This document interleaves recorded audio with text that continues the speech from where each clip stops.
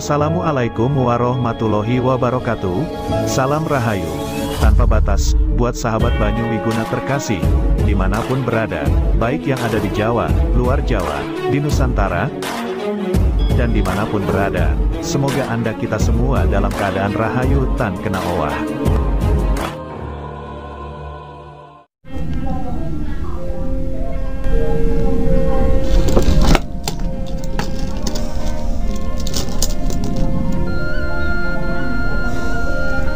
Assalamualaikum warahmatullahi wabarakatuh. Salam rahayu-rahayu tanpa batas buat sedulur sahabat Banyu Wiguna dimanapun berada, baik yang ada di Pulau Jawa maupun di seluruh penjuru dunia. Tentunya semoga panjenengan dalam keadaan sehat, rahayu tan kena owah.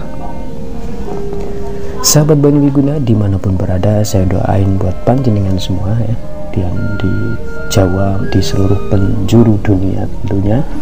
Semoga panjenengan diberikan ya kesuksesan, kejayaan ya di semua hal saja. Sahabat Banyu Wiguna dimanapun berada, tentunya video yang super singkat ini Banyu Wiguna kembali kami hadir ya khusus untuk panjenengan.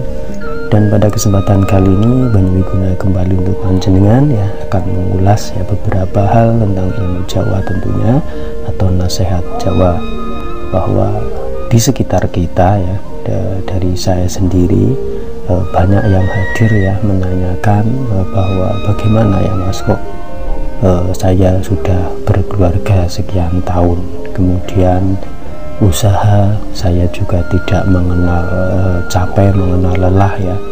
Dari modal saya sudah keluarkan, baik pikiran, materi, waktu ya, dari berangkat pagi sampai pulang malam, bahkan ada yang dari berangkat pagi sampai pagi lagi, bahkan ada yang berangkat dari tanggal 1 pulangnya tanggal 1 6 bulan ke depan, bahkan ada yang berangkatan Januari kemudian pulangnya Januari berikutnya itu ya.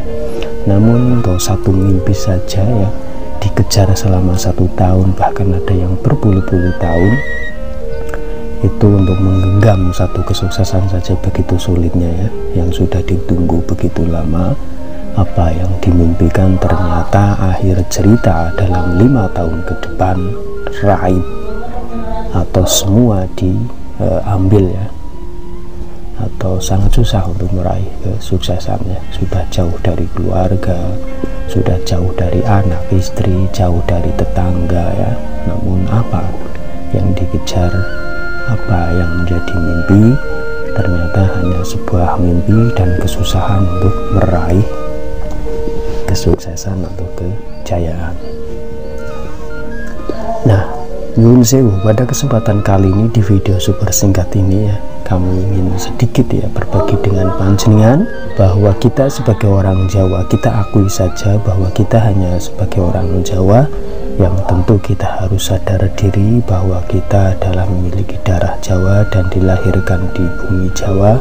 Tentu kita memiliki sebuah adat tradisi yang tidak bisa lepas dari hal-hal yang seperti itu. Dan mungkin bagi yang tidak merasakan ya, apa yang nanti akan saya sampaikan adalah dianggap sebuah mitos, terserah itu urusan panjenengan ya. Namun bagi kami hanya menjelaskan, bagi khusus untuk orang-orang yang percaya dan orang yang selama ini sudah merasakan begitu gelisahnya ya di rumah sendiri seperti di neraka ya, punya istri kayak ndak punya istri ya, punya anak songong semua ya. Itu ada beberapa hal ya yang sebagai orang Jawa itu wajib untuk dihindari.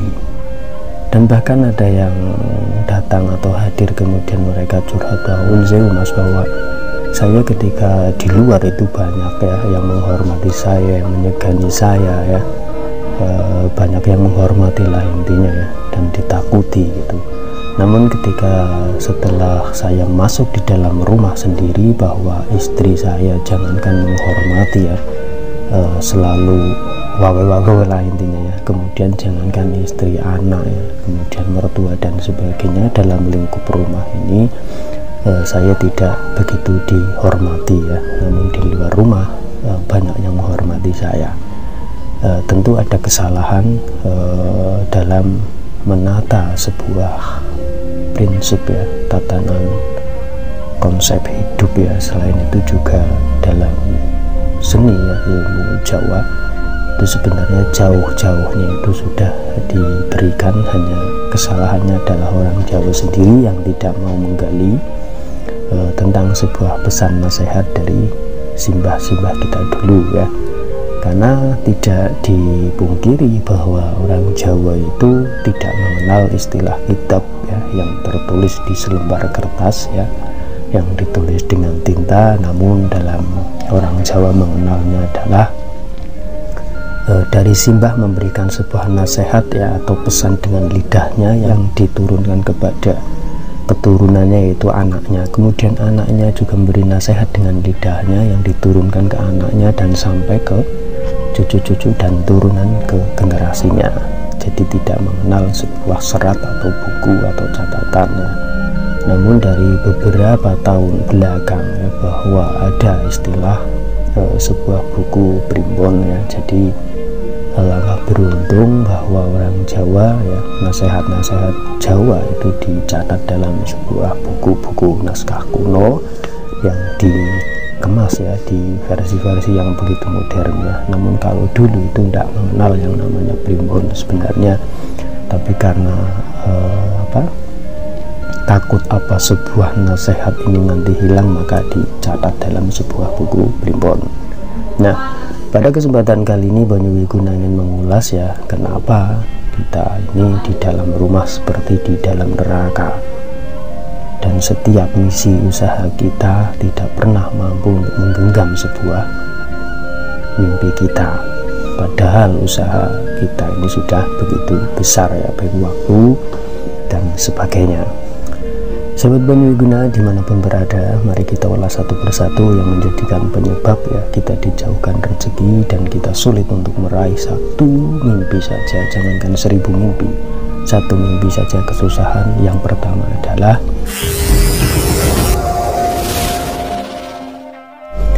mungkin panjenengan ini suka sekali yaitu melakukan satu perkara yang tidak diperbolehkan dalam seni ilmu Jawa, yaitu tidak diperbolehkan untuk memotong rambut ya, baik kumis, jenggot ini untuk laki-laki ya, di malam hari.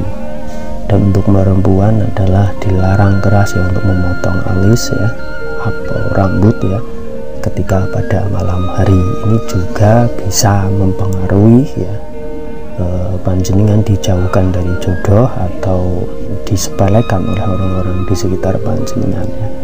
Kenapa? Karena auranya akan berubah. Jadi bisa digambarkan ketika panjenengan memang masih muda dan tampan ya, atau yang perempuan panjenengan masih muda ya, yang cantik seperti bidadari, namun apabila membiasakan ya memotong rambut ya di malam hari, maka energi panjenengan akan berubah menjadi energi mohon maaf ya, seperti siluman ya. Jadi tidak heran banyak orang yang ganteng, yang cantik, tapi auranya aura belis ya, tidak bisa dihargai orang-orang di sekitarnya, atau istilahnya orang Jawa ini kusam ya, auranya tidak mencangah. Itu yang pertama.